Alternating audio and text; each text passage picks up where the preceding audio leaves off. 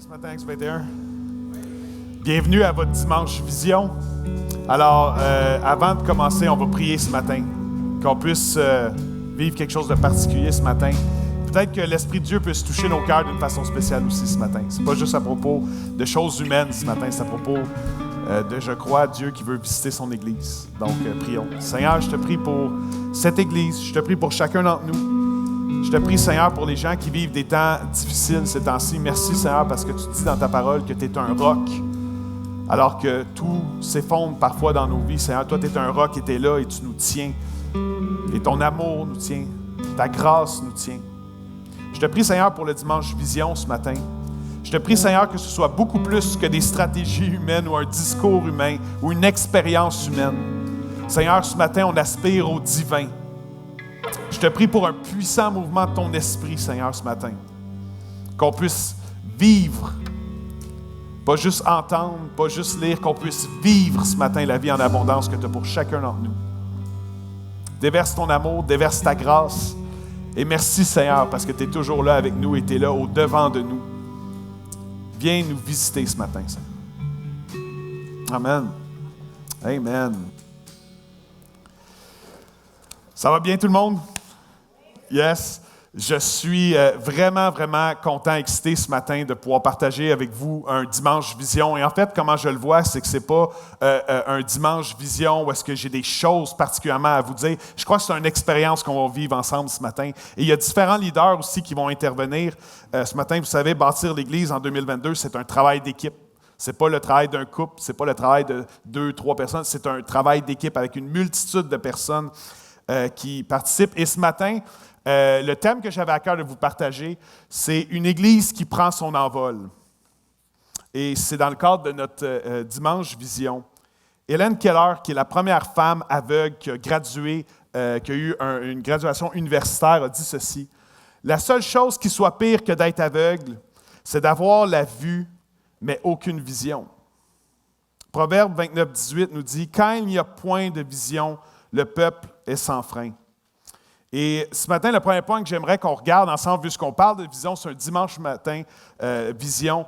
J'aimerais vous partager une pensée que nous puissions devenir, qu'on est déjà depuis plusieurs années, mais qu'on puisse devenir encore plus une Église visionnaire. Dieu nous appelle à voir grand, et Dieu nous appelle à voir grand pour Acts 21 Magog aussi. Pas pour notre grandeur personnelle, mais pour faire avancer son royaume. Jésus avait et a une grande vision pour son Église. Dans Actes 1:8, quand Jésus est mort et ressuscité, du moins selon les écrits de tous les témoins oculaires qui étaient là, Actes 1:8, Jésus leur a dit « Vous serez mes témoins à Jérusalem. » Puis ça, les disciples pouvaient le comprendre. Ouais, OK.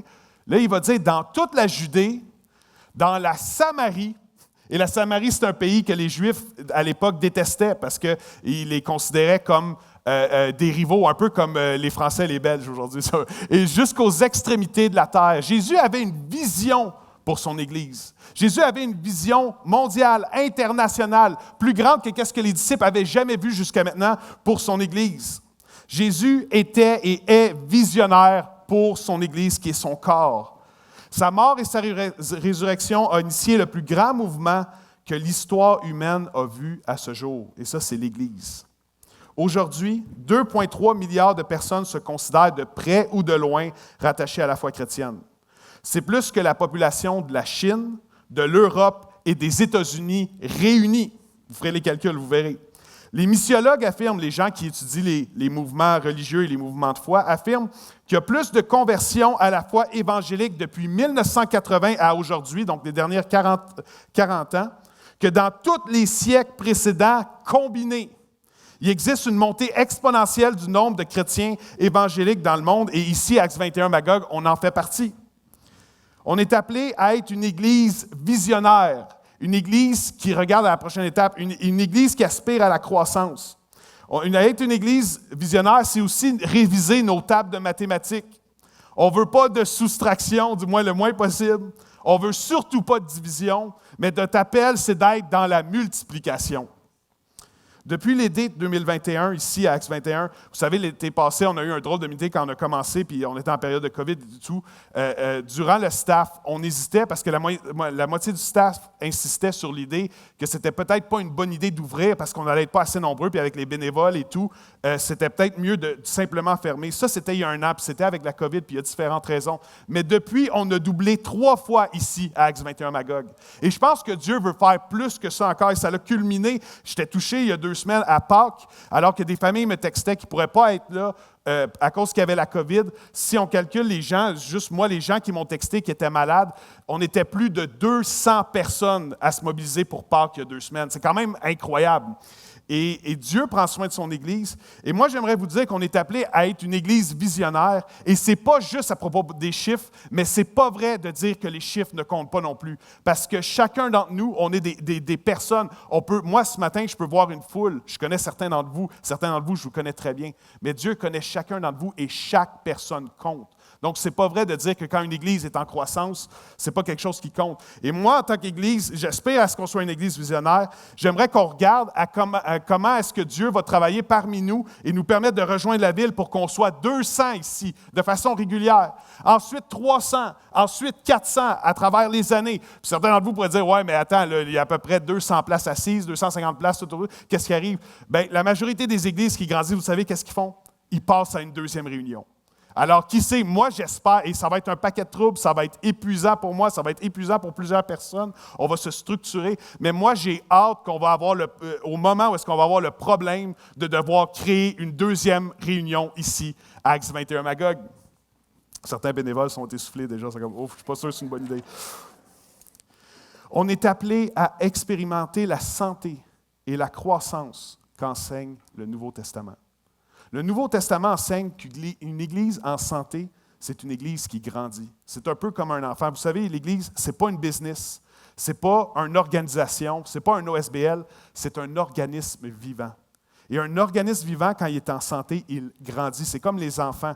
Les enfants, on n'a pas besoin de les forcer, on n'a pas besoin pour qu'ils grandissent. C'est naturel parce qu'ils sont vivants, ils sont en santé, donc il y a une croissance qui est là. C'est la même chose avec l'Église. 3 mythes sur la santé et la croissance d'Église. Premièrement, il faut choisir entre la qualité et la quantité dans notre Église. Autrement dit, une Église nombreuse, c'est une Église qui est bof en qualité. Ça, c'est faux. Selon le Nouveau Testament, quand on regarde à l'Église des Actes aussi, c'était les chrétiens les plus dénoués de moyens. Il y avait rien, il y avait seulement la puissance de Dieu qui les accompagnait. Et c'est les chrétiens les plus efficaces qu'on a connus. Il y a eu une explosion des témoins de la mort et de la résurrection de Jésus-Christ partout à travers la Méditerranée, malgré les grosses persécutions. Et dans les Actes des Apôtres, on voit que la qualité mène à la quantité. Donc, ce n'est pas vrai que quand on grandit, il faut diluer le message. Ce n'est pas vrai qu'il faut baisser en qualité. Non, la qualité mène à la quantité, selon le Nouveau Testament. Deuxième mythe, il faut diluer notre message pour grandir et rejoindre les gens de Magog. C'est faux. Par contre, il faut le contextualiser, le rendre accessible. Si vous voulez, on ne va jamais transformer le message auquel on est appelé, puis je vais en parler dans un instant. Mais on est appelé à le traduire. Par exemple, historiquement, longtemps, l'Église universelle enseignait toutes ces messes, si on peut dire, en latin. Les gens du peuple ne parlaient pas le latin, c'était juste les élites intellectuelles. Donc, c'est une Église que tout se faisait en latin, puis des fois, les gens comprenaient un mot ou deux. Et ça a été scandaleux à une certaine période de l'Église, quand l'Église a commencé à être plus pertinente en français, en anglais, en allemand.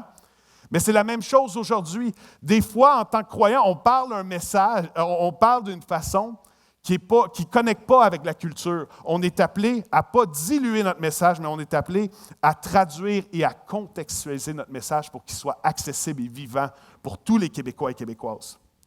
Troisième mythe, on doit cultiver une mentalité de performance pour grandir. Ça, c'est faux. La performance, c'est à propos de mes qualités, de qu'est-ce que je mérite. Par contre, on est appelé à cultiver une mentalité d'excellence. L'excellence, ce n'est pas à propos de moi. L'excellence, c'est d'offrir le meilleur de nous-mêmes à Dieu.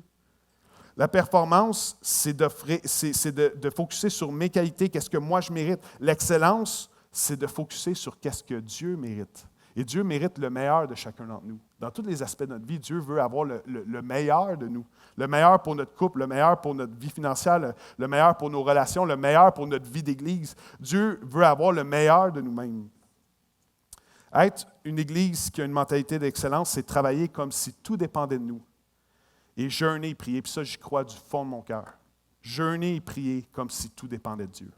Il va y avoir des temps dans les prochains mois où est-ce qu'on va céduler des temps, où est-ce qu'on va jeûner en Église, où est-ce qu'on va prier, où est-ce qu'on va crier à Dieu, où est-ce qu'on va demander à Dieu qu'il puisse rendre son Église vivante, parce que ce n'est pas par nos propres forces que l'Église avance, c'est par l'Esprit de Dieu. C'est ça que la Bible enseigne partout dans le Nouveau Testament. Fait qu'il va y avoir des temps de jeûne et prière qui vont être prévus dans les prochaines semaines, prochains mois. L'équilibre divin qu'on voit dans la parole de Dieu, c'est de travailler comme si tout dépendait de nous, mais c'est de jeûner et prier comme si tout dépendait de Dieu. Et ici, j'aspire aussi à ce qu'on soit une Église visionnaire, une Église où on rêve grand, mais où on commence petit. Parce qu'en plus aussi d'être une Église visionnaire, je crois ce matin, Dieu nous appelle à être une Église qui a une vision pour les gens de la ville de Magog, pas juste à l'intérieur des 4 murs de l'Église aussi, mais pour tendre une main et pour aider pour les gens partout à Magog et dans les environs. On est appelé ici à Acts 21 à être une Église pour tous. Donc ici, ce n'est pas une église pour les religieux, ce n'est pas une église pour les fidèles, pour les initiés. Mon courtier immobilier me dit souvent ça, il parle des fidèles. Il y a combien de fidèles à ton église? C'est qui les fidèles? On n'est pas une église pour les fidèles ici. Oui, on est une église techniquement pour les fidèles, mais on veut être une église pour tous. Les gens de tous les arrière-plans, les gens de tous les milieux, les gens de la ville ici. On veut que Magog soit une église pertinente pour Acts 21 Magog soit une église pertinente pour la ville. Dietrich Bonhoeffer a dit ceci, c'était un pasteur, un espion aussi, et il a vécu à l'époque d'Hitler en Allemagne, et il est mort pour sa foi, il a été pendu pour sa foi, et il a dit ceci, « L'Église est belle seulement lorsqu'elle existe pour ceux qui n'en font pas encore partie. » J'aimerais vous dire ici, à Acts 21 Magog, ce n'est pas juste une Église pour nous-mêmes. C'est une Église pour toutes les mamans monoparentales, pour les familles, pour la personne saoule le samedi soir qui prend son courage à 2 mains pour aller à l'église, pour les entrepreneurs pionniers dans leur domaine, puis on en a plusieurs ici à Acts 21 Magog, pour la personne qui vit dans une pauvreté financière, affective, intergénérationnelle, pour le couple qui possède un château sur le bord du Memphis Magog, pour un jeune homme qui essaie de sortir de ses dépendances, pour la personne isolée qui cherche une communauté, pour la personne agnostique qui pose des questions, pour la personne sceptique aussi, qui est curieuse et qui veut entendre sa propre quoi de l'Église. Selon un sondage Gallup effectué aux États-Unis, les non-croyants estiment que l'endroit le plus plate de toute la société aux États-Unis, selon les non-croyants, vous savez c'est où? L'Église. Vous avez bien deviné, est-ce que vous trouvez ça plate? À Acts 21, on croit que l'Église ne devrait pas être endurée par quelques fidèles. On croit que l'Église devrait être motivante, encourageante et excitante pour l'ensemble des gens de Magog. L'Église ne devrait pas être l'endroit le plus plate d'une société. Il ne devrait pas être perçu comme l'endroit le plus plate d'une société. En fait, quand on regarde à Jésus, ses discours, ça dit à plusieurs endroits que les gens l'écoutaient avec plaisir. Il plantait les religieux, puis les coms étaient comme « wow ». Les gens étaient inspirés par les paroles de Jésus. Jésus s'opposait à la religion, puis les gens, ça les inspirait. Ils parlaient avec autorité. C'était plaisant de suivre Jésus. C'était une vie d'aventure. Il y avait une vie, il y avait beaucoup de sacrifices, mais il y avait beaucoup de fruits aussi. L'Église est appelée à être un endroit excitant, pas juste un endroit qu'on tolère, mais ça devrait être motivant, encourageant, excitant d'être à l'Église. À Acts 21 Magog, nous sommes appelés à être une Église visionnaire. Nous sommes appelés à être une Église pour tous. Et on est aussi appelés à être une Église centrée sur l'Évangile. Chaque Église est centrée sur quelque chose. Et ceux d'entre vous qui avez visité plusieurs églises ou vécu dans différentes cultures d'église, je sais que vous allez voir que c'est vrai. Certaines églises sont centrées sur la personnalité d'un pasteur. Et moi, en passant, je veux juste vous dire un petit quelque chose par rapport à ça. Jésus a dit que Christ lui-même, Jésus, bâtirait son Église. Ce n'est pas Hugo qui bâtit l'Église à Magog. Certains d'entre vous, vous pouvez avoir une tendance à m'idolâtrer, puis je ne le dis vraiment pas d'une façon arrogante ou quoi, mais regardez à Christ. C'est Christ qui bâtit son Église. Ce n'est pas à propos d'un couple pastoral, ce n'est même pas à propos d'une équipe. Jésus a dit « Je bâtirai mon Église ». Il se sert de personne, mais c'est Jésus qui bâtit son Église. Ce n'est pas à propos d'Hugo Lamotte ici. La soif de vivre des miracles, c'est ce qui dirige beaucoup d'églises aussi. Certaines églises sont centrées sur les préférences de quelques familles influentes. Les traditions du genre, on a toujours fait ça comme ça. Et certains d'entre vous l'avaient peut-être déjà entendu. Moi, je l'ai déjà entendu assez souvent. L'Église ici, on aspire à être centré sur l'Évangile. Je prenais un café cette semaine avec un homme d'un certain âge. J'aime beaucoup, beaucoup passer du temps avec des gens qui ont plus d'expérience, de vécu que moi, puis d'échanger avec eux. Puis c'est un homme qui est dans les 70 ans. Il a servi Dieu un peu partout dans le monde francophone. Il a créé des ressources pour l'Afrique. Il a grandi aux États-Unis, en Europe aussi. Et je prenais un café avec lui, puis je disais, si je te pose une question large, là, je dis, pour toi, c'est quoi la clé pour une Église de rester en santé, pour un ministère qui soit en santé, pour qu'une Église soit pertinente pour rejoindre sa ville? Si je te pose cette question-là, large de même, je te laisse préciser la réponse. Qu'est-ce que tu répondrais? Et il a réfléchi, il a pris une gorgée de café, puis avec les yeux pleins d'eau, il m'a dit, « S'enraciner dans la grandeur de la grâce de Dieu. » S'enraciner dans la grandeur de la grâce de Dieu. Et vous savez, l'Église, on aspire à ce qu'on soit une Église où il y a beaucoup d'amour ici, beaucoup d'encouragement, beaucoup de soutien. Mais ça, ce n'est pas la caractéristique de l'Église. C'est-à-dire qu'il y a beaucoup de mouvements, puis il y a beaucoup de communautés qui le reproduisent, évidemment. Mais ce que l'Église a de différent de toutes les autres, c'est la grâce de Dieu. L'enseignement sur la grâce. Ce n'est pas à propos de qu'est-ce que nous, on fait pour atteindre Dieu. C'est à propos de qu'est-ce que Dieu a fait pour nous, pour venir nous chercher, nous. Donc, c'est une grâce qu'on reçoit. Quand on a un cadeau de Dieu, quand on a des dons, quand on grandit dans les dons spirituels que Dieu nous a donnés, c'est une grâce. Quand on donne, quand on est généreux, quand on a assez d'argent pour avoir un toit au-dessus de notre tête, pour manger, puis même pour contribuer à des causes, c'est une grâce de Dieu. Quand on est impliqué ici, c'est une grâce de Dieu. Moi, dans le ministère, le fait que je sois ici ce matin pour parler de vision d'Église, ce n'est pas quelque chose que je mérite. Ma femme dirait « Amen ». C'est une grâce de Dieu. On veut apprendre ici à s'enraciner dans la grandeur de la grâce. Et l'Évangile, c'est un trésor immense, c'est un message puissant, c'est un message d'espoir, un message que Dieu a une deuxième chance pour chaque individu. Dieu a même une nouvelle vie pour chaque personne. C'est un message d'espoir et c'est le message sur lequel on va être centré. Quand on prend toute la Bible, et la Bible est un livre vraiment unique parce que quand on regarde à la Bible, c'est une bibliothèque. Beaucoup de gens pensent que la Bible, c'est un livre, mais ce n'est pas vrai, c'est une bibliothèque. C'est littéralement une bibliothèque vivante. C'est pour ça que les pages sont si minces, parce qu'il y a tellement de contenu. Elle a été écrite sur 1500 ans par 35 ou 40 auteurs différents. Sur une période de 1500 ans, elle travaille toutes sortes de cultures différentes. C'est assez incroyable. Et quand on résume en une seule phrase tout ce livre-là intergénérationnel puis de multiples contextes, on le résume de la façon suivante. Ce livre-là est à propos de l'amour de Dieu manifesté pour nous en Jésus-Christ. Et ça, c'est la bonne nouvelle qu'on est appelé à partager. Et l'Évangile, c'est beaucoup plus qu'une théorie. C'est un message profond. C'est un message transformateur. C'est un message testé aussi. Ça fait 2000 ans que l'Évangile change des vies partout dans le monde, partout à travers le monde. Pour nous, ici, c'est beaucoup plus qu'une théorie. Puis chaque fois qu'il y a des baptêmes ici à Acts 21, pour moi, c'est un rappel. Je vous décris quelques personnes. Un jeune sportif élite qui découvre que Dieu a un plan pour sa vie. Une jeune femme éprouvée par des traumas d'enfance qui découvre que Christ est un chemin de guérison. Une femme qui découvre l'amour inconditionnel de Dieu pour elle. Un jeune homme autrefois violent, colérique, qui a trouvé le chemin de l'amour, du pardon et de l'engagement, puis qui va bientôt se marier. Un homme qui a découvert que Dieu pouvait le soutenir et l'aider à briser ses dépendances. Un jeune père de famille qui a découvert un amour passionné de Dieu pour lui et qui maintenant aime son épouse et son bébé nouveau-né avec passion. Ça, c'est tous des gens qui ont été baptisés à Acts 21 Magog dans la dernière année. L'Évangile, c'est beaucoup plus qu'une théorie. C'est des vies transformées, c'est des moments de rencontre avec le divin. On n'est pas fait pour être juste dans le humain. L'être humain, on est spirituel, on est fait pour connecter avec le divin. Et c'est le message sur lequel on va être centré ici et qu'on va toujours être centré à Acts 21 Magog. Pas parce que c'est moi qui veux ça, mais parce que c'est ce que la Bible enseigne. S'enraciner dans la grâce de Dieu.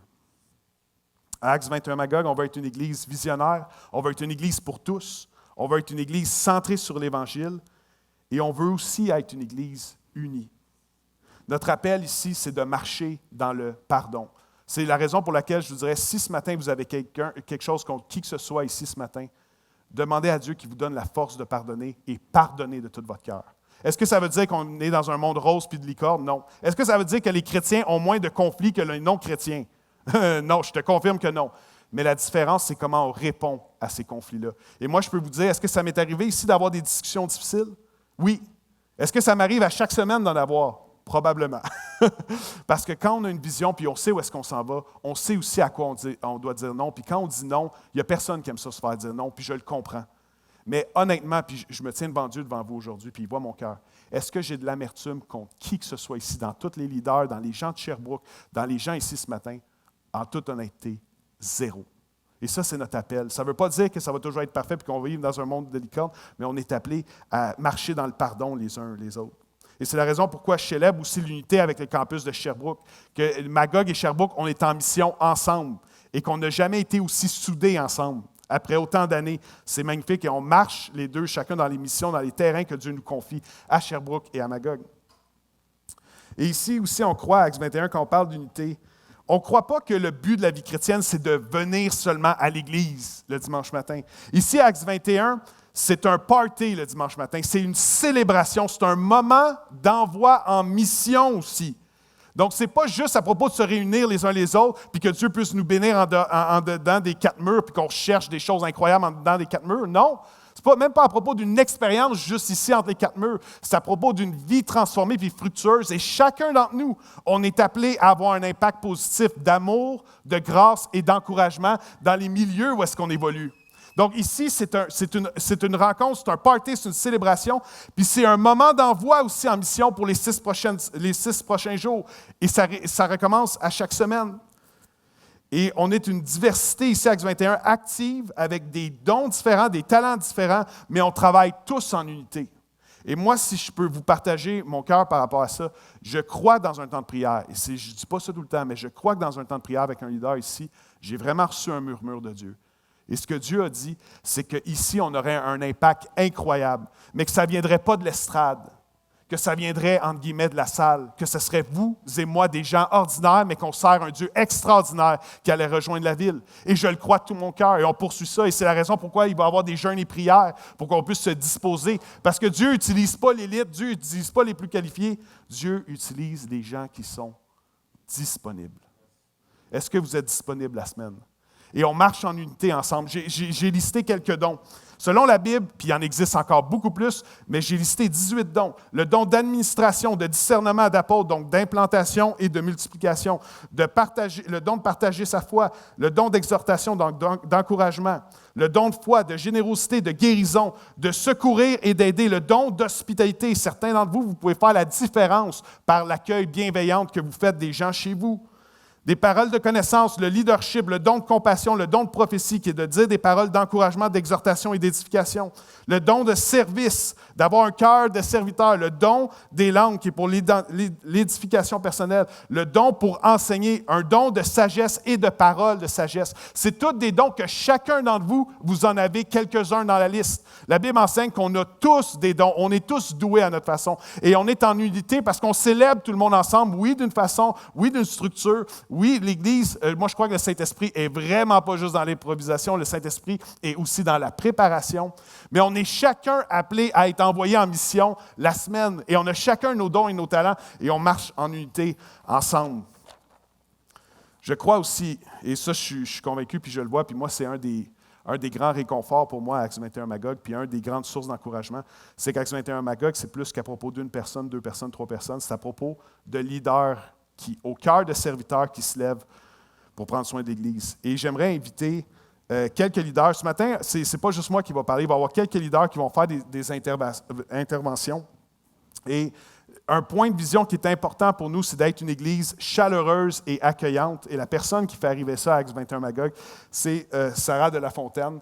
Alors, j'aimerais t'inviter à partager.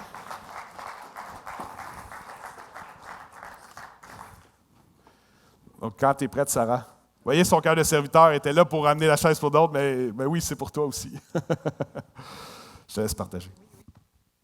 Bien, bon matin. Contente d'être avec vous. Juste un instant, on va essayer d'ouvrir ça. Ça n'ouvre jamais comme du monde quand on est en avant. Je ne sais pas pourquoi. C'est bon. Oui, contente d'être avec vous ce matin pour pouvoir vous parler de l'accueil. Alors, comment on met en application ce que Hugo a parlé à l'accueil? Je ne sais pas si vous avez remarqué la bannière qui est en avant, la bannière « Bienvenue ». C'est écrit « Bienvenue chez toi ». Et vraiment, c'est ce qu'on souhaite à Acts 21, que chaque personne qui entre puisse se sentir à la maison, en sachant que tous sont bienvenus, et ça, peu importe le background, qu'on n'est pas ici pour juger, parce qu'on est conscient qu'on a tous un cheminement différent à notre vitesse, puis c'est correct comme ça. À Acts, on souhaite accueillir comme Jésus nous accueille tous de manière différente, chacun dans nos vies. On souhaite être le reflet de Jésus dans la vie des autres qui croisent notre chemin. Puis ça veut dire quoi, ça, être le reflet de Jésus? C'est aimer comme Jésus nous aime. Comme je disais tantôt, c'est accueillir comme Jésus nous accueille. C'est être une bonne nouvelle dans la vie des autres, comme Jésus est une bonne nouvelle dans nos vies. Mais comment on met ça en pratique le dimanche matin, plus spécifiquement? Je ne vous cacherai pas qu'avec la pandémie, on a mis beaucoup de choses à off et on est en train de les remettre sur pied tout doucement. Alors, qu'est-ce que je vais mentionner? Ce n'est pas tout là présentement, mais ça s'en vient. Alors, on veut accueillir en servant café, boissons chaudes, en offrant un service de vestiaire pour les personnes qui veulent mettre leur manteau. On veut aussi accueillir en offrant des outils qui peuvent nous aider dans notre cheminement avec Dieu, la table de livres. On veut aussi offrir une plateforme pour ceux qui veulent soutenir monétairement dans ce qu'on fait à Acts 21, la table de dons qui est à l'accueil. On veut aider les organismes communautaires dans la ville. Et ça, c'est dans la vente des pâtisseries qu'on va éventuellement faire à Acts. Et on veut apprendre à te connaître. La zone bienvenue, c'est l'endroit où il y a des tables avec des petits tabourets. C'est quoi ça, la zone bienvenue? Ça ne nous dérange pas, peu importe ton arrière-plan, que ce soit nouveau ou non, un invité, que tu crois en Jésus ou pas, que tu te poses plein de questions, que tu sois dans une période difficile ou pas. On veut apprendre à te connaître. Ça, c'est quelques exemples de ce qu'on veut faire à l'accueil. Puis, même quand ça va être mis en place, notre recherche, ça va être de voir comment on peut toujours faire mieux, comment on peut toujours s'améliorer. Mais je ne veux pas juste terminer comme ça. J'aimerais profiter de ce moment pour pousser la chose juste un petit peu plus loin. Vous savez, accueillir, ce n'est pas seulement une question de quelques bénévoles le dimanche matin, mais c'est aussi tout ce qu'on fait tous ensemble. On a tous expérimenté pendant les derniers mois, avec la pandémie, combien les relations étaient importantes, enrichissantes et nécessaires.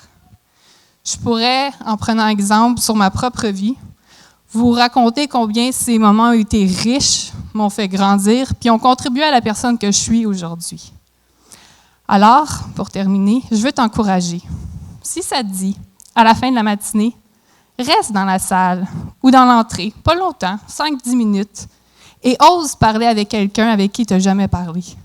Tu pourrais vraiment être surpris de ce qui pourrait en sortir. Bienvenue chez toi, Acts.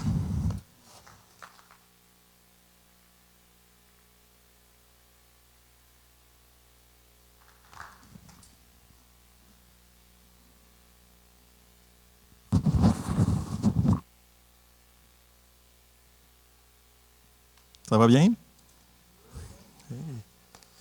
Alors, pour ceux qui ne nous connaissent pas, je nous présente. Je m'appelle Pascal, c'est ma femme Mylène.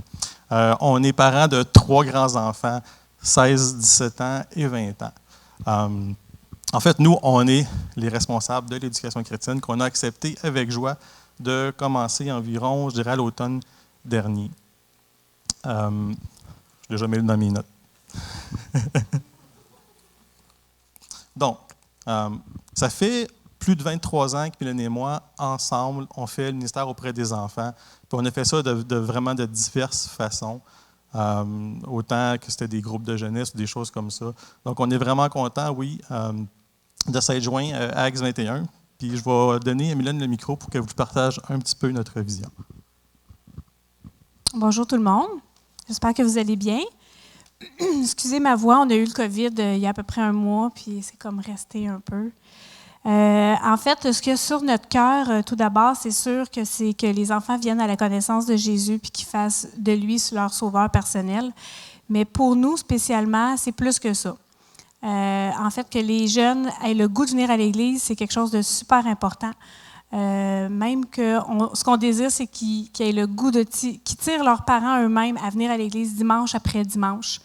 Puis que ce soit vraiment une source de joie et de bonheur pour eux de venir, pour toute la famille finalement. Parce qu'on n'aime pas ça quand on est obligé de tirer nos enfants à venir à l'Église. On sait ce que c'est, on a traversé ça nous aussi. Puis la façon qu'on veut s'y prendre, c'est vraiment par le jeu, que les jeunes aient du plaisir, qu'ils se fassent du fun. Puis ce fun-là, en fait, là, c'est super, super important pour nous. On veut le communiquer à travers la parole de Dieu quand on leur enseigne, mais aussi dans les temps de jeu qu'on a avec eux. Une autre chose qui est importante aussi, c'est les amis. Donc, ce qu'on veut, c'est vraiment qu'à travers Acts 21 Mini, les enfants, ils développent un réseau, des amitiés, puis vraiment qu'il y ait un sentiment d'appartenance à Acts Mini. Toutes ces choses-là qu'on vous raconte ce matin, c'est vraiment des choses qu'on a vues les fruits dans nos expériences passées. Comme Pascal il disait, ça fait 23 ans qu'on est dans le ministère. En fait, on se fréquentait, puis on était déjà des bénévoles avec les enfants. Puis c'est vraiment un appel que Dieu a déposé sur notre cœur.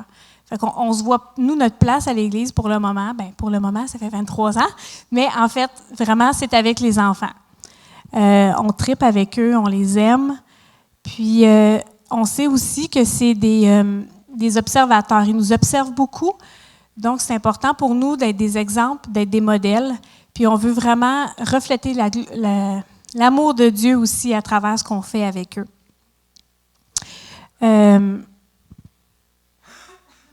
Excusez-moi.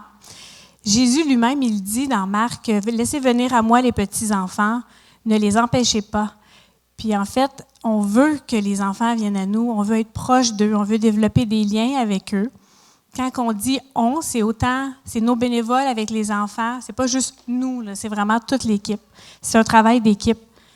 Puis la confiance qu'on va développer avec eux à travers ça, je vous le dis, là, c'est vraiment un trésor, ça reste pour des années, c'est une relation privilégiée. C'est vraiment un privilège là, d'être avec les enfants, puis une très grande bénédiction. C'est quelque chose qui ne se perd pas sur le long terme. Puis vraiment, nous, on a des adultes qui nous ont invités à leur mariage, qui vont nous appeler fréquemment. Pour nous, c'est vraiment un trésor. Fait que c'est un investissement qu'on fait en eux, mais en retour, on gagne beaucoup aussi à faire ça avec eux.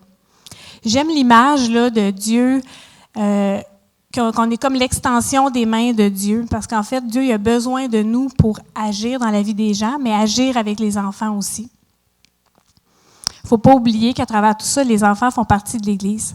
Je sais que là, vous ne les voyez pas parce qu'ils ne sont pas là pendant la louange. Des fois, ils viennent à la fin, certains parents viennent les chercher, mais ils font vraiment partie de l'Église. C'est l'Église d'aujourd'hui, c'est l'Église de demain. Puis en fait, ils font autant partie que nous d'Acts 21. Puis là, maintenant, je veux vous parler de probablement des annonces que vous avez vues sur Facebook, des besoins que nous avons à Acts 21 Mini. C'est vraiment au niveau des bénévoles. Là, présentement, c'est vraiment un besoin très présent. Ce matin, on a la pouponnière qui est malheureusement fermée à cause de ça. Puis, je lisais cette semaine dans Matthieu, Jésus il dit à ses disciples, « La moisson est grande, mais il y a peu d'ouvriers. Priez donc le maître de la moisson d'envoyer des ouvriers dans sa moisson. »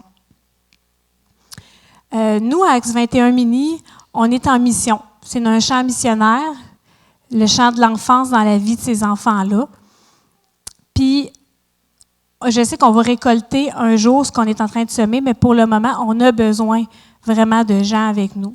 Puis, on voit à travers ce que Dieu dit, quand lui-même, il dit « Priez donc le Maître ». C'est ce qu'on fait présentement, mais on croit qu'à travers ça, le désir de Dieu, c'est vraiment d'élever des gens pour répondre à cet appel-là. Fait que ce matin, c'est un peu un cri du cœur aussi en même temps de notre côté. Puis, il n'y a pas d'âge pour ça. Hein?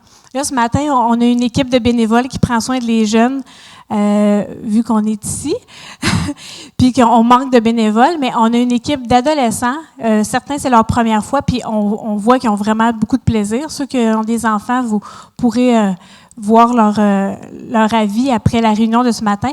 Mais que vous soyez adolescent, homme, femme ou personne plus âgée, que vous soyez des parents ou non, que vous ayez de l'expérience ou non, à l'enfance, c'est vraiment une belle place pour commencer de toute façon. On a le droit à l'erreur. C'est pas grave. Personne de parfait. Les enfants sont pas parfaits non plus. En tout cas, nous, on a trouvé que c'est vraiment une belle école de vie. Fait que, en fait, je termine là-dessus en vous disant que nous, on peut pas faire, Pascal et moi, on peut pas faire ça tout seul. On a une super belle équipe avec nous, des gens qui ont le cœur pour les enfants, mais on a besoin de plus. On ne peut pas faire tout seul. Les enfants ont besoin de vous. Je vais céder la parole à Pascal. Donc, en terminant, on veut remercier le leadership de nous avoir permis d'être responsables de Axe Mini. On veut aussi prendre le temps de remercier les bénévoles qui ont été avec nous et ceux qui sont encore avec nous maintenant. C'est vraiment une grande bénédiction. Ce qu'on souhaite, c'est vraiment placer Dieu au milieu de nous, au milieu de ce ministère-là. Vraiment, ce qu'on cherche à faire, c'est sa volonté. Puis vraiment, on vous demande, on vous dit, tu sais, si jamais vous voulez mettre vos dons en action, puis avoir vraiment un rôle dans la vie de ces enfants-là, comme Mylène disait, comme Hugo disait tantôt, on est en mission avec les enfants. Donc, tous les dons qu'on a sont bons pour être mis en pratique, même avec les enfants, parce que c'est l'Église d'aujourd'hui. Alors, on vous souhaite une bonne réunion. Si vous avez des questions, si vous voulez nous parler, vous pouvez nous contacter. On est accessible sur Facebook, mais on va être aussi à la fin, à l'arrière, dans la salle, si vous voulez parler avec nous autres, pour avoir des questions dans la hall d'entrée. Oui. Merci. Okay. All right. Alors, je vous avoue que j'ai un petit parti pris pour la prochaine communicatrice.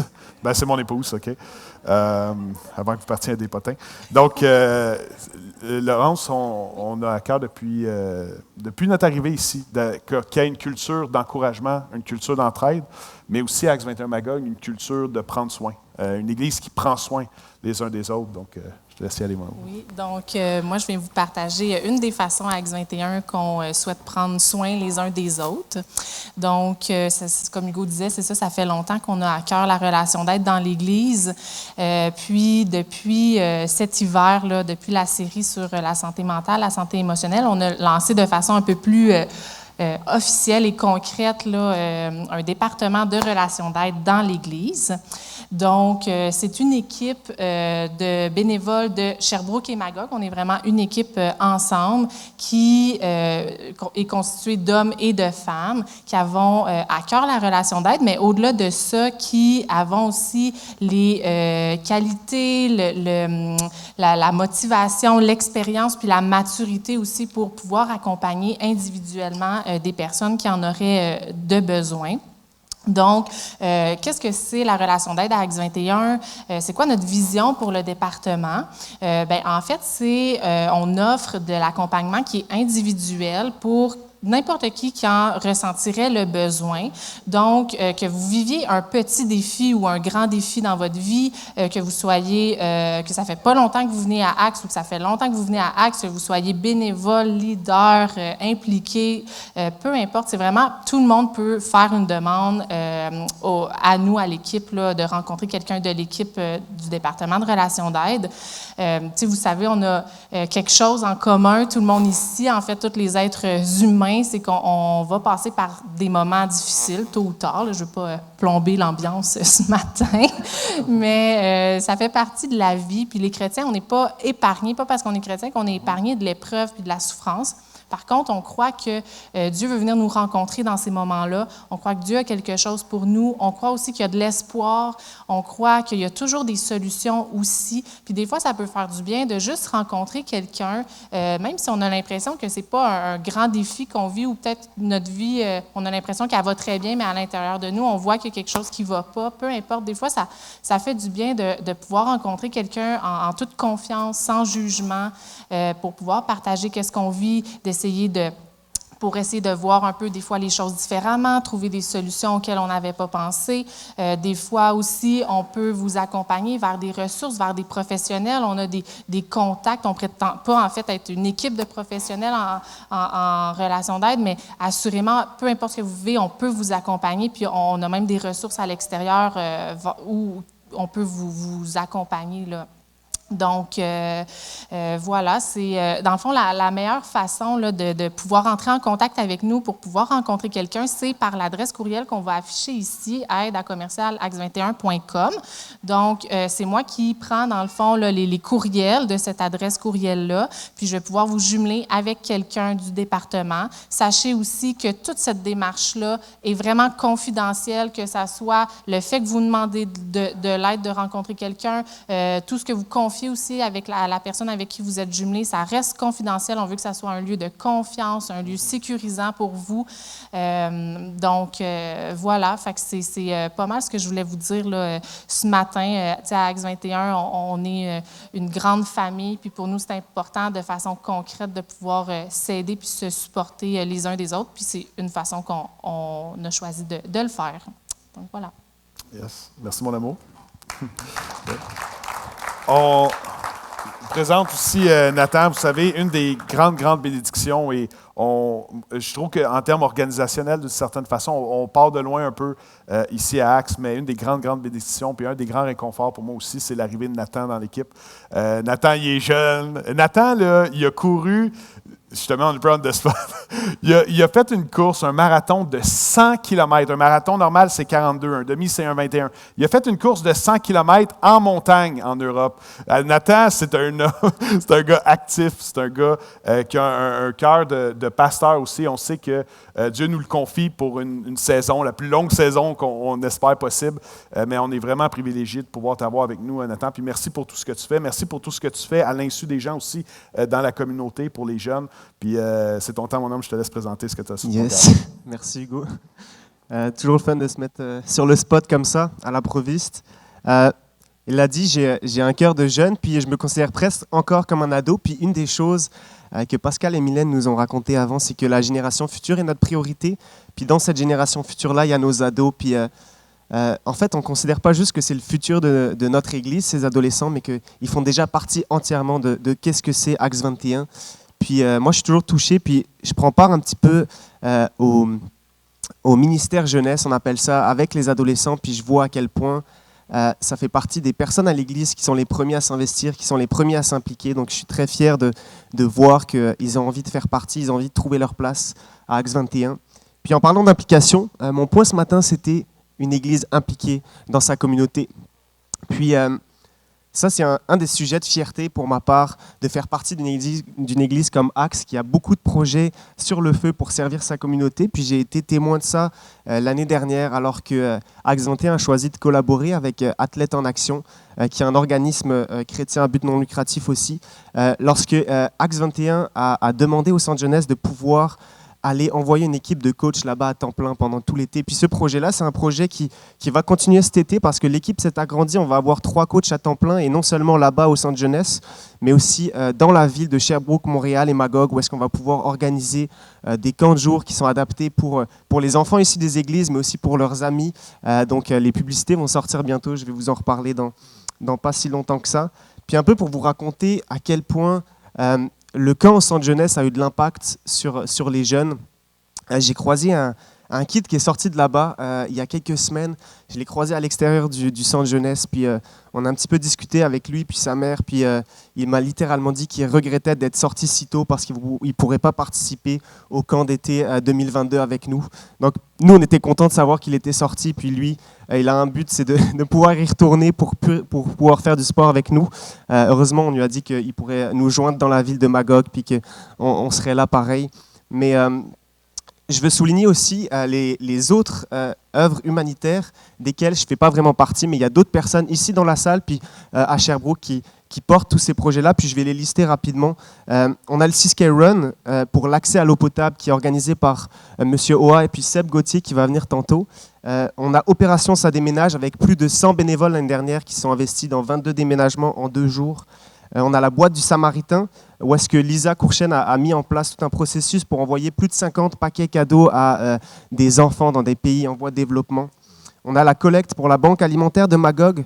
C'est Marie-Hélène Raudière qui s'en occupe. On a le département de la 5e saison où est-ce qu'il y a plusieurs centaines de cartes faites à la main, individualisées, qui sont envoyées aux personnes âgées dans les centres de résidence. Donc ça, c'est Brigitte Meunier et Karine Falardeau qui s'en occupent. Est-ce qu'on peut leur donner une bonne main d'applaudissements?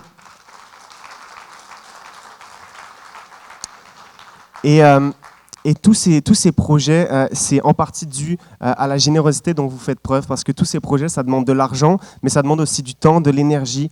Et je ne viens pas récupérer des bénévoles, parce que je sais que Pascal et Mylène ont des gros besoins, mais je veux juste remercier ceux qui sont déjà impliqués dans tous ces projets-là. Puis, on va faire peut-être passer une petite vidéo d'Athlètes en action, parce que je crois que les images parlent plus fort que les mots. Puis après ça, je vais laisser la place à Sébastien.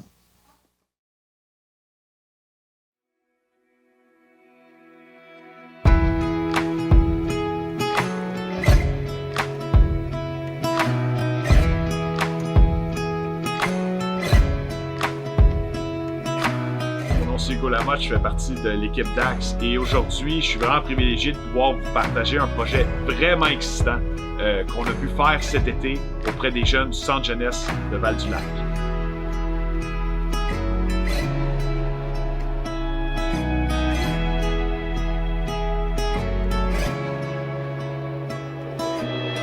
Grâce au partenariat d'Axe 21 avec Athlètes en action, cet été, c'est une centaine de jeunes qui ont pu bénéficier d'au-dessus de 23 plages horaires de programmation sportive à chaque semaine, donc une programmation temps plein.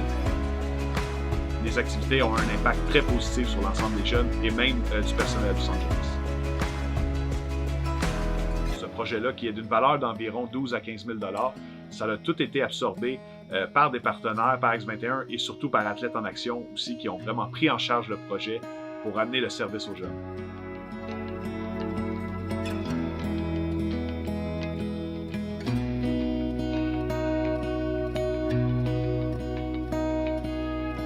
On a des échos de plusieurs membres du personnel qui ont plusieurs besoins, entre autres au niveau de l'art et la culture, de la musique, de fournitures scolaires, peut-être de rénovation de certains endroits du Centre jeunesse. Qu'est-ce qui en serait si on pouvait travailler en équipe tout le monde et pouvoir peut-être avoir un impact encore plus grand, positif auprès de ces jeunes-là dans les sphères qu'on vient de nommer?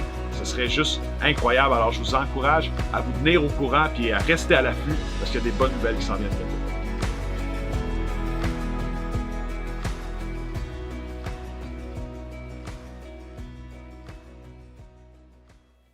Petite anecdote avant que je me présente et que je continue. Hier, j'étais...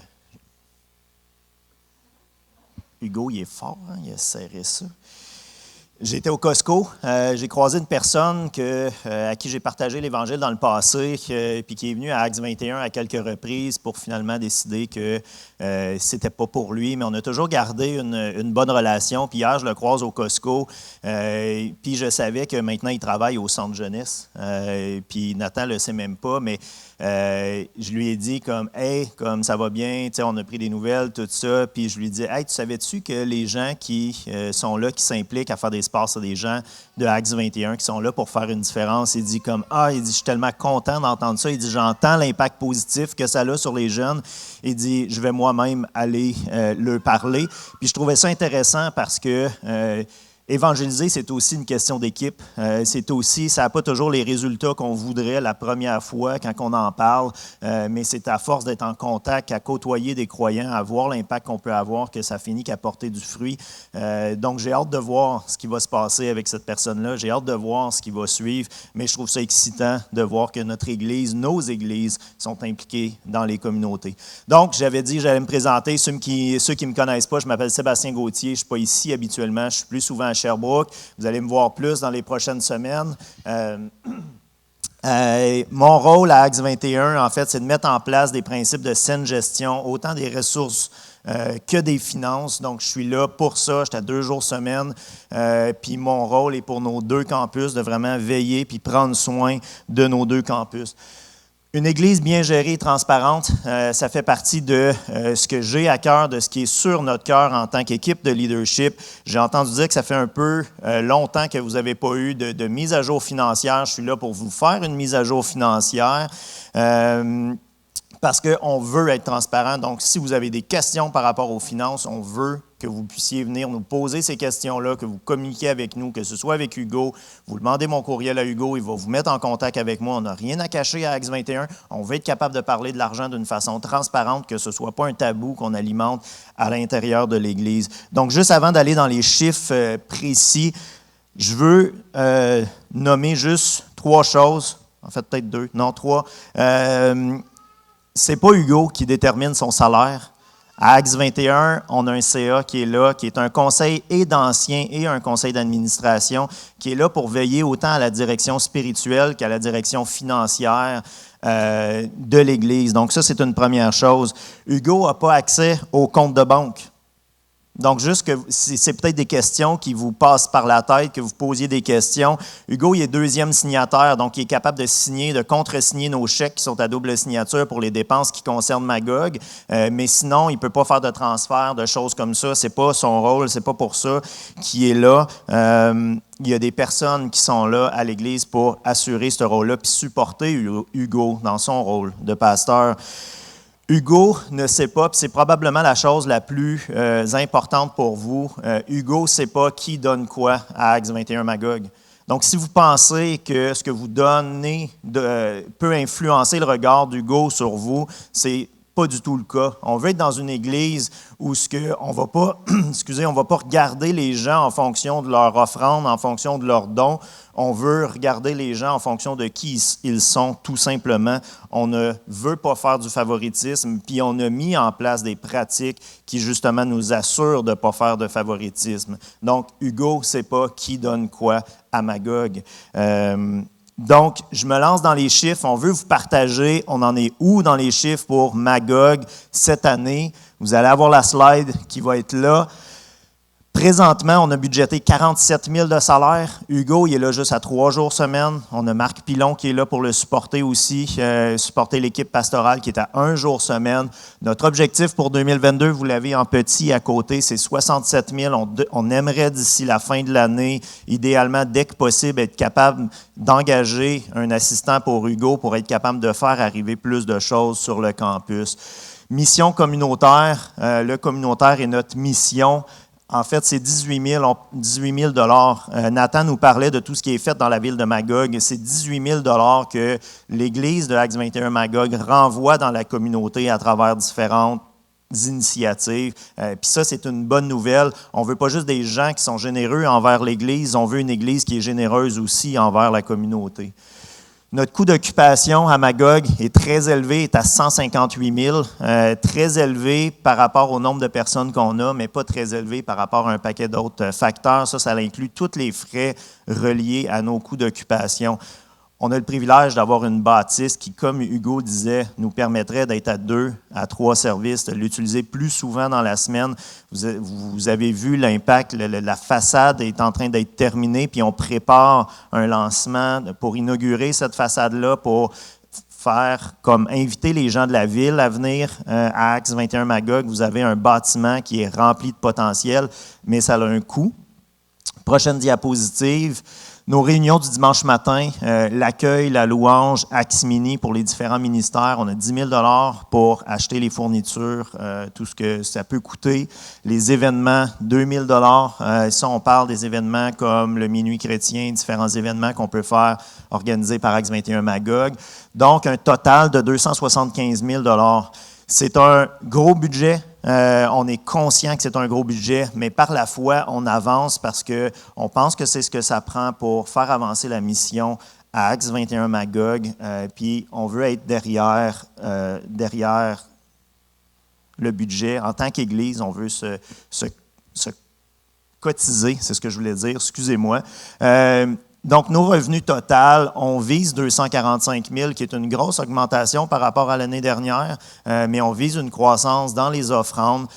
ça va nous laisser quand même une perte d'environ 30 000. Puis la perte d'environ 30 000, c'est les économies que Axe Magog a réussi à mettre de côté depuis le début de sa création, depuis le début de sa fondation. Axe Magog a un fonds de roulement d'à peu près 30 000. C'est vraiment pas élevé. Et c'est à peu près le 30 000 de déficit, mais on ne vise pas terminer avec ce déficit-là, honnêtement, parce que l'équipe, on est en train de travailler. Moi, je travaille à faire refinancer la bâtisse à un taux d'intérêt plus faible, la partie qui est financée pour économiser à peu près 20 000 $ par année. Et on a un autre projet pour économiser sur les taxes aussi. Donc, on est en train de travailler, faire tout ce qu'on peut de notre côté au niveau de la gestion pour être capable d'économiser tout ce qu'on peut économiser, puis qu'il y ait le moins possible de fardeau qui incombe à l'Église. Les frais administratifs, les frais de dons, de tous les portails de dons, quand vous faites des dons, il y a des frais qui viennent avec ça pour émettre les reçus d'impôts, ces choses-là. Ça rentre en partie, c'est en grande partie ce qui rentre dans les frais financiers. Ce que je veux vous inviter, vous encourager, Axe 21 Magog, puis là, je m'adresse à ceux qui considèrent Axe 21 Magog comme leur Église. Si vous êtes un invité ce matin, ce discours-là ne s'adresse pas pour vous. On veut que vous soyez bienvenus puis que vous ne vous sentiez pas obligé de contribuer financièrement. Ça fait partie de l'accueil. On veut que vous soyez nos invités. Pour ceux qui considèrent Axe 21 comme leur Église, je vous encourage à considérer, soutenir Axe 21, puis le faire d'une façon récurrente. Priez. J'entendais toutes les invitations des différents intervenants qui vous sollicitent pour différents dons de bénévolat. Priez. Mylène l'a partagé, priez le maître de la moisson. Je pense que c'est important en tant que croyant qu'on soit capable de se mettre à genoux puis discerner. Moi, l'avoir. Moi, je n'ai pas eu la COVID, mais de toute évidence, je suis plus affecté que Mylène.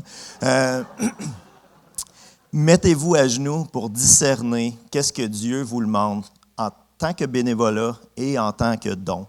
On a tous des appels différents, puis c'est une bonne nouvelle qu'on ait tous des appels différents.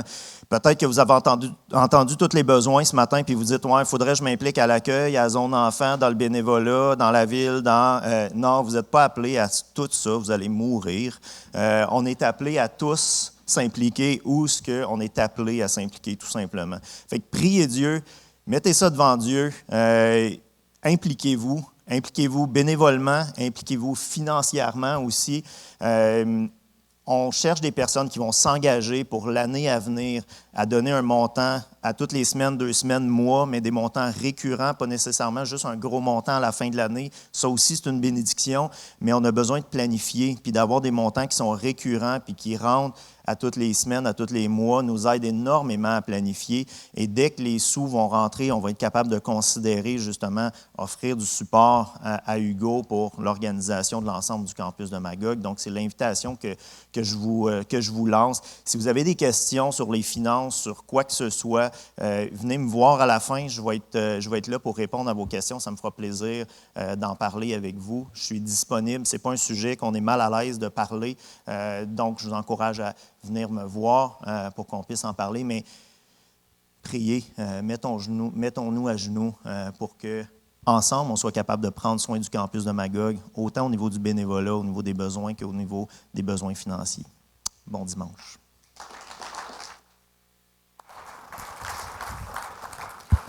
Ouais, merci à Sébastien. Combien croient que c'est important d'avoir une église bien gérée, une église qui est transparente avec les finances aussi? Yes, merci à Seb pour sa contribution à l'Église. En fait, Seb est là depuis bien plus longtemps que moi aussi ici. Il est fidèle, il sert avec passion. Il y a des moments aussi où est-ce que Seb a littéralement pris sur ses épaules l'Église, puis on est vraiment reconnaissant aussi pour lui. Comme Seb a dit, j'aimerais juste rapidement vous répéter. Tu sais, moi, mon salaire est fixé par un CA, puis il ne varie pas en fonction des dons. Les dons ne font pas varier mon salaire. Mon salaire annuel est très conservateur. Selon les normes, à 3 jours semaine, j'en travaille 5-6 à chaque semaine, demandé à mon épouse.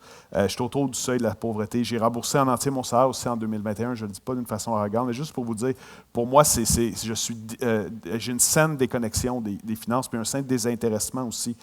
Mais je crois vraiment que les finances ne sont jamais la plaque tournante que Dieu va utiliser pour lancer des ministères puis propulser son Église. Mais un manque de finances peut ralentir l'œuvre de Dieu. Et c'est la raison pourquoi on regarde même dans la Bible, pensez au ministère le plus simple, le plus instinctif, comme Jésus, par exemple, quand il était prédicateur itinérant, bien, Luc 8 nous dit qu'il y avait des femmes bien nanties qui prenaient soin de lui financièrement et qui donnaient en abondance pour l'aider à gérer son ministère. Et on veut poursuivre ici à Acts 21 Magog d'être une église qui est passionnément généreuse. Une église qui s'offre, une église qui est généreuse. Et je veux vous partager quelques promesses dans la parole de Dieu. Dans Proverbes 11, 24, 25, nous dit « L'un qui donne avec largesse devient encore plus riche. L'autre qui épargne à l'excès ne fait que s'appauvrir. L'âme généreuse sera comblée. Celui qui arrose sera lui-même arrosé. » Puis la Bible, c'est un livre, comme je vous l'ai dit, écrit sur une période de 1500 ans par 35 auteurs différents, peut-être même 40 auteurs différents selon certaines lettres. Et il y a cette promesse-là qui est constante. Malachie 3.10, alors qu'on les regarde chronologiquement. « Apportez toutes les dîmes à la maison du trésor afin qu'il y ait de la nourriture dans ma maison. Mettez-moi ici à l'épreuve, dit l'Éternel, le maître de l'univers, et vous verrez si je n'ouvre pas pour vous les fenêtres du ciel. » Et c'est le seul endroit où est-ce que Dieu dit aux gens, « Mettez-moi à l'épreuve » par rapport aux finances. « Et si je ne déverse pas sur vous la bénédiction en abondance. » Il va parler ensuite même de protection et de prospérité. À l'époque, c'était appliqué à l'agriculture parce que c'était ça l'activité de subsistance. C'était ça aussi où est-ce qu'il y avait beaucoup les enjeux économiques. Moi, je crois aujourd'hui que Dieu est capable de protéger et de faire prospérer tout ce qu'on a, même si on est, par exemple, chez Desjardins et que nos données ont fui. Dieu est capable quand même de protéger puis de nous faire prospérer. Luc 6, 38, Jésus a dit, « Donnez et l'on vous donnera. On versera dans le pan de votre vêtement une bonne mesure bien tassée, secouée et débordante. » Paul a dit en 2 Corinthiens 9, 6, « Sachez-le, celui qui sème peu moissonnera peu, et celui qui sème avec abondance moissonnera abondamment. » Et moi, j'aimerais vous inviter ce matin à considérer semer en abondance. J'ai un oncle qui a commencé de façon très, très modeste dans la vie, puis qui aujourd'hui réussit très, très bien, bâtit des immenses maisons de luxe dans des quartiers et tout ça. Et lui, il m'a toujours dit, parce que j'ai toujours eu des entreprises sur le côté, des choses comme ça, il m'a toujours dit, Hugo, consacre qu'est-ce que tu as à Dieu.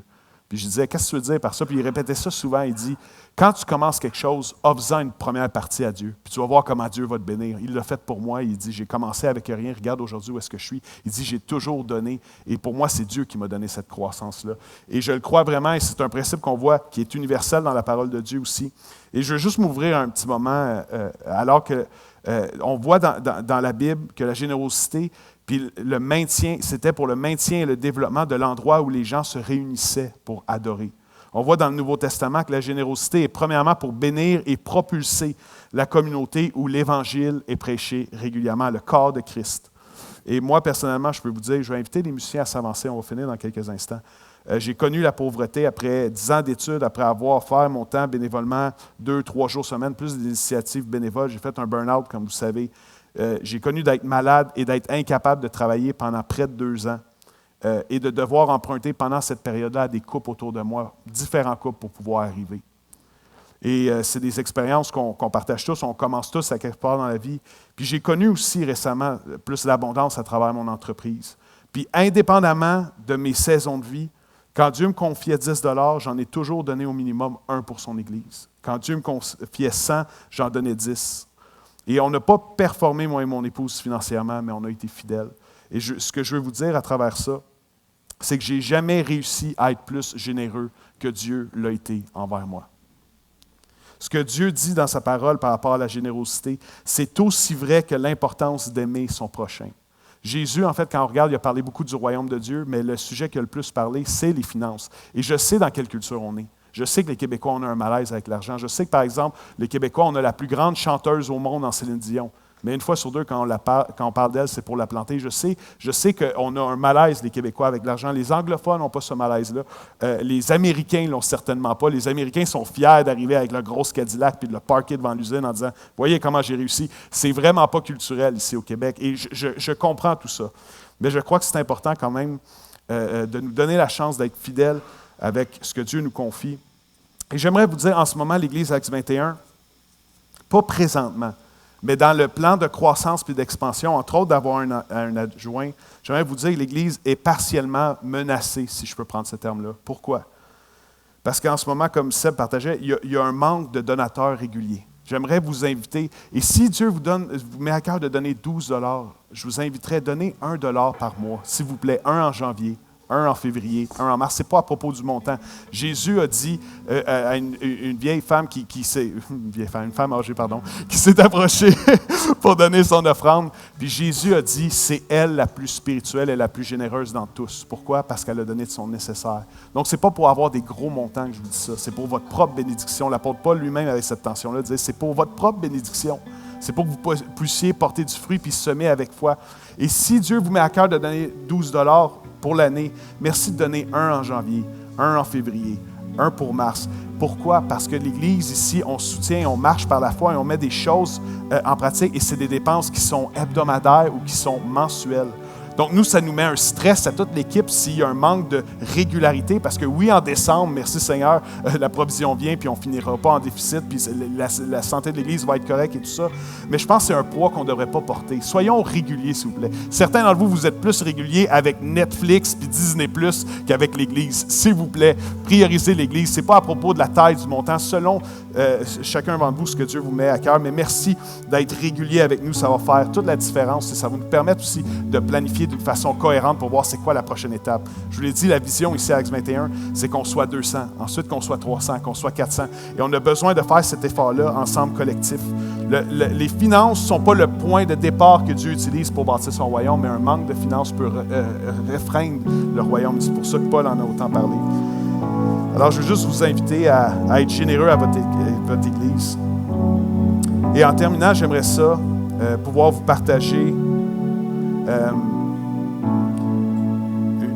le thème que j'avais vraiment à cœur ce matin, en fait. C'est que Acts 21, on puisse être une Église qui prend son envol. Et là, je ne parle plus des finances, OK? Les finances font partie de ça, mais c'est plus que ça. C'est à propos de nous, c'est à propos de nos cœurs de serviteurs, c'est à propos de comment Dieu veut se servir de chacun d'entre nous, chacun dans de façon différente, chacun dans des milieux différents où est-ce que juste toi peux avoir un impact, où est-ce que peut-être tu es la seule personne qui peut amener l'espoir, l'encouragement, l'amour, le message de la profondeur de la grâce de Dieu aux gens autour de toi. C'est à propos de se mobiliser en tant qu'équipe. Et je voulais honorer aussi quelqu'un ce matin. Et une des raisons pour laquelle notre Église, on veut prendre notre envol, c'est la raison qui est citée dans Hébreux 12, 1 qu'on va lire. C'est parce qu'on a aussi la tâche et le privilège d'honorer la mémoire de nos précurseurs. Dans Hébreux 12, 1, l'auteur aux Hébreux va dire « Nous donc aussi, puisque nous sommes entourés d'une si grande nuée de témoins, il parle d'Abraham, de Moïse, de Gédéon, des gens qui ont été puissamment utilisés par Dieu. Et on est dans la même lignée ce matin, on sert le même Dieu. Il va dire « Rejetons tout fardeau et le péché qui nous enveloppe si facilement, et courons avec persévérance l'épreuve qui nous est proposée. » Et vous savez, cette semaine, le Québec était à la fois touché, à l'envers, triste, et reconnaissant aussi pour la vie de Guy Lafleur. Guy Lafleur, qui est un des joueurs les plus marquants de l'histoire du Québec et de la Ligue nationale aussi. C'est un héros national. Les Québécois en ont fait leur chouchou. Les gens se reconnaissaient à travers lui. Et il y a une mention dans le vestiaire des Canadiens qui dit « Nos bras meurtris vous tendent le flambeau. À vous de le porter toujours bien haut. » Et c'est un message des vieilles générations, des anciens Canadiens qu'on dit pour les nouveaux joueurs qui soient conscients de la tradition et du privilège qu'ils ont aussi pour jouer pour une province canadienne, française, francophone au Québec. Et samedi dernier, nous aussi, on a perdu une pionnière. Et c'était un couple. Et une pionnière dans le monde chrétien nous a quittés. Élisée Beau, qui était un homme missionnaire avant-gardiste, nous a quittés il y a plusieurs années. Et Marlène Beau, son épouse, nous a quittés samedi dernier pour aller rejoindre son Sauveur. En 1955, plusieurs chrétiens au Québec étaient persécutés à cause de leur foi. Élisée et Marlène se sont rencontrés à l'école Emmaüs en Suisse, se sont mariés en Angleterre et sont ensuite immédiatement partis comme missionnaires en 1956 à Bethel, à Sherbrooke, sachant qu'ils seraient persécutés. Et vous savez quoi? Ils ont été persécutés, ils ont été menacés. On leur a mis des bâtons dans les roues. Il y a des gens qui ont essayé de s'opposer à ce qu'ils faisaient. Ils sont venus ici avec presque rien. Sans garantie, sans salaire, sans condition. Quand je pense au privilège que j'ai ici à Acts 21 Magog de vous servir, je suis presque gêné comparé à ce qu'eux avaient. Il n'y avait rien du tout. Ils se sont donnés pour l'œuvre de Dieu. Ils sont venus ici en tant que précurseurs. Et on voit une photo d'eux en moto. Il y avait un côté spirituel, mais il y avait aussi une petite rockstar en eux, je crois. Ça, c'est en Europe, en fait, avant, quand ils venaient tout juste de se marier, avant qu'ils viennent ici. Au Québec. Et en 1967, ils ont construit la première chapelle à Longueuil en français. En 1967 aussi, il y a eu l'Expo 67 à Montréal qui a amené le monde entier au Québec. Puis M. Beau était là avec son kiosque qui s'appelait le Sermon de la science et qui partageait avec les gens et qui aidait les gens à renouer avec la vraie essence du christianisme. Chacun d'entre nous ici, moi le premier comme pasteur, on a une dette envers les Beaux, qui ont contribué à fonder plusieurs initiatives qui existent encore aujourd'hui. C'était des pionniers. Dans un temps où est-ce qu'il n'y avait rien, dans une terre aride, ils ont semé dans une terre aride où est-ce qu'il n'y avait presque rien qui se passait, mais par la grâce de Dieu, beaucoup de choses se sont développées et ça existe encore aujourd'hui. On leur doit, entre autres, comme cofondateur, le Camp des Bouleaux, l'Église baptiste de Longueuil sur la rue Roland-Terrien aujourd'hui, qui existe encore aujourd'hui puis qui est en croissance encore aujourd'hui. Au départ, elle avait été implantée sur la rue Lafayette à Longueuil. L'Église baptiste de Saint-Hilaire sur la montée des Trembles, qui existe aussi encore aujourd'hui. Le séminaire Sembec aussi, où est-ce qu'il y a eu plus de 300 gradués d'une formation biblique. On leur doit ça aussi. Et Marlène et Élisée Beau ont été des pionniers. Ils se sont donnés en entier. Je pense que c'est un message pour nous. Et comme la Bible dit qu'on est entouré d'une nuée de témoins, ce matin, on est entouré d'une nuée de témoins, dont des gens qui ont semé dans une terre qui était extrêmement aride. Et il y a des membres de la famille Beau aussi, dont mon épouse et la petite fille de M. Beau. Puis il y a des gens ici, vous avez été attristés de la perte de Marlène. Mais pleurez pas trop, parce que moi, je vous dis, elle est vraiment bien où est-ce qu'elle est en ce moment, elle est avec Dieu. Est-ce qu'on peut leur donner une main d'hommage, une main d'honneur? Parce que des gens ont semé avant nous, puis parce que nous, ici, c'est notre appel de semer à Magog, puis parce qu'après nous, le jour où est-ce qu'on va s'éteindre, le jour où est-ce qu'on va disparaître, on va aller avec Dieu, il va y avoir des gens qui vont continuer. J'aimerais qu'on puisse être une église qui prend son envol. C'est plus qu'à propos d'un trip, c'est plus à propos d'une affaire nice dans ma vie, c'est plus à propos de choses temporaires, c'est à propos de l'éternité. Et vous savez, quand j'ai décidé de quitter le ministère où j'étais en 2018, ça a été extrêmement difficile pour moi. Vous connaissez un peu mon histoire, mais il y a une parole qui m'a été dite. On m'a pris à part, un jeune du ministère jeunesse où j'étais, il m'a pris à part et il a dit « Hugo, quand je pense à toi ces temps-ci, j'ai toujours de l'anxiété. Puis je tremble quand je prie pour toi. » Puis il a dit « Je pense que j'ai une parole pour toi. » Puis moi, c'est très rare qu'on faisait ça dans le milieu où est-ce que j'étais. Fait que je l'ai écouté. Il a dit « Il y a un ouragan catégorie 5 qui fonce sur toi. Mais si tu restes enraciné dans l'amour de Dieu, tu vas être comme un aigle qui s'élève dans les vents de la tempête pour être élevé plus haut. » Et j'ai quitté ce ministère-là et pour moi, c'était déchirant. Je n'avais jamais été aussi bas. Et dans une petite conférence chrétienne, on était 15 personnes. Un gars de l'Ontario était là quelques semaines plus tard. Et il a eu une parole, il a interrompu son speech et il a dit « J'ai une parole pour quelqu'un dans la salle. » Puis on était 15 mains dans la salle. Puis il a dit « One of you feel like a leaf. » Puis je me sentais perdu. Il a dit « Lost and randomly pushed in every direction in the wind. But God is telling you that you are an eagle that is spreading his wings in the turmoil and you will be pushed higher. » Il disait, quelqu'un ici, tu te sens comme une feuille ballottée par le vent, mais Dieu te dit que tu es comme un aigle qui est en train d'ouvrir ses ailes pour être élevé par les vents de tempête. Et ce n'est pas à propos de l'élévation d'un individu ou l'élévation d'une personne, mais je sais que dans ces moments de brisement-là, Dieu me préparait pour quelque chose. Et Dieu m'a confirmé que ma place était ici. Et je crois que cette parole-là, de prendre notre envol, je pense que ce n'est pas à propos de moi, que ce n'est pas à propos de mon couple, je pense que c'est à propos de cette Église. Et que Dieu veut le faire ici. Et en fait, bibliquement, on sait que Dieu veut donner un envol à son Église. Dieu veut donner du carburant à son Église. Dieu veut donner une passion pour les âmes à son Église. Dieu veut donner une passion pour la ville, pour les gens autour qui ne le connaissent pas à son Église. Et je crois qu'on est appelé ici à être une Église qui va prendre son envol. Et j'avais cette pensée-là cette semaine, puis on va finir avec ça. On est appelé à être un campus d'aigles, mais pas un campus de poulets. Les poulets, ils se nourrissent de qu'est-ce qui reste au sol. Les potins, les choses malsaines, des scènes que c'est comme de films qu'on devrait pas. Les aigles, eux, se nourrissent de nourriture vivante, riche et variée, provenant de la terre, des rivières et même des airs. Les poulets se chicanent entre eux pour savoir c'est qui est le plus fort sur le plancher des vaches. Et ça, c'est une image de la nature humaine, malheureusement. C'est se chicaner entre nous. C'est qui le plus important? C'est qui va faire ci? C'est qui? Puis là, on est là comme des poulets. Alors qu'on est appelé à être des aigles qui ouvrent leurs ailes. On est là comme des petits poulets, puis on se chicane entre nous. Non, c'est pas notre appel à Acts 21 Magog. Les poulets se chicanent entre eux pour savoir c'est qui le plus fort sur le plancher des vaches. Les aigles conquièrent des territoires indisputés en altitude. Il y a une place pour chacun d'entre nous dans le royaume de Dieu. Il y a une influence, il y a une mesure d'impact pour chacun d'entre nous que Dieu veut servir par son esprit de chacun d'entre nous. La question, c'est est-ce qu'on est disponible?